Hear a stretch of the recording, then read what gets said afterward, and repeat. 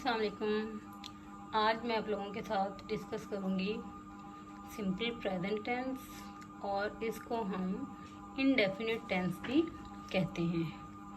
तो टेंस क्या होता है? Tense basically it's a verb and it shows an action in a certain time.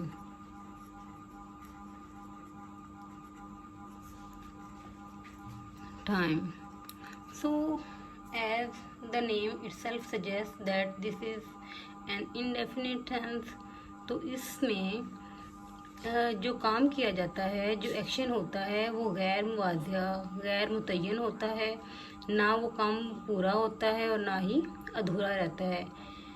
तो आप सिंपल ये कह सकते हैं कि simple present tense is one of the most common tense in English and we use present simple tense to express usual and repeated action, facts, events, situation और habit। यानी कि ये हमारे ऐसा है काम जो यूजुअल हो, जो हम मामूल के मुताबिक कर रहे हों और डेली कर रहे हों। जैसे फॉर एग्ज़ाम्पल हम खाना खाते हैं, हम स्कूल जाते हैं, हम चाय पीते हैं। एक तो ये यूजुअल एक्शंस हैं और साथ साथ में ये रिपीटेड एक्शंस भी हैं। हम ये काम डेली रोज़मर्रा रूटीन में कर रहे होते हैं। कोई यूनिवर्सल ट्रूथ्स बताने के लिए भी हम सिंपल प्रेजेंट यूज़ करते हैं, किसी इवेंट्स को और किसी सिचुएशन और हैबिट को भी शो करते हैं। जैसे हम कहते हैं कि हम खाना खाते हैं, चाय पीते हैं, तो ये हमारा यूजुअल है और हम इस कह सकते हैं ये एक हमारी हैबिट है। तो अब मैं आपको बताती हूँ कि हम इसको सिंपल प्रेजेंट टेंस को बनाते कैसे हैं। तो चलें हम देखते हैं कि सिंपल प्रेजेंट टेंस को हम कैसे बनाते हैं। तो यहाँ पे देखें, बेसिकली इसमें हम वर्ब की फर्स्ट फॉर्म यूज़ करते हैं, लेकिन जैसे कि ही, शी, इट और सिंगुलर जो सब्जेक्ट्स होते हैं उनके साथ हम एस या ई एस का इजाफा करते हैं और ये हमारी सिंपल सेंटेंस की फॉर्मेशन है। और जैसे कि पॉजिटिव है, सिंपल हमारा जो स्टेटमेंट सेंटेंस है उसमें सब्जेक्ट आता है, वर्ब आता है, देन क्या आता है, ऑब्जेक्ट। वर्ब की पहली फॉर्म हम यूज़ करते हैं और अगर हमारे पास ये सब्जेक्ट्स हों तो इनके साथ हम एस या ई एस का इजाफा करते हैं। इस तरह नेगेटिव बनाते वक्त हम डू और डज का यूज़ करते हैं और क्वेश्चन बनाते वक्त डू और डज हम सब्जेक्ट से पहले ले आते हैं, फिर वर्ब आता है और देन ऑब्जेक्ट आ जाता है। जहाँ पर हम डू और डज लगा रहे होते हैं वहाँ पे भी वर्ब की फर्स्ट फॉर्म हम यूज़ करते हैं। तो मज़ीद हम कुछ एग्जांपल से आपको ये मज़ीद क्लियर हो जाएगा। जैसे कि ये देखें, हम डू को यूज़ करते हैं विद आई, यू, वी, दे और प्लूरल्स के साथ। इसी तरह डज को हम यूज़ करते हैं he, she, it singular nouns के साथ। जैसे आप यहाँ पे देखें कि I do not go to school, so I here is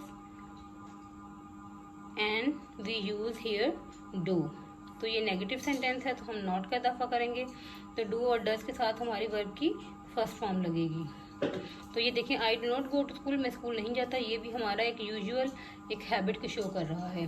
simple, here I go to school, मैं स्कूल जाता हूँ, ये देखिए हमारे पास सिंपल सेंटेंस है। तो अगर यहाँ पर शी होता तो फिर हमने क्या करना था, हमने वर्ब की पहली फॉर्म के साथ ये इसका इजाफा करना था। तो क्या हो जाना था, शी गोज टू स्कूल। तो जैसे कि हम यहाँ पे मैं देखते हैं कि ये देखें, शी goes to school,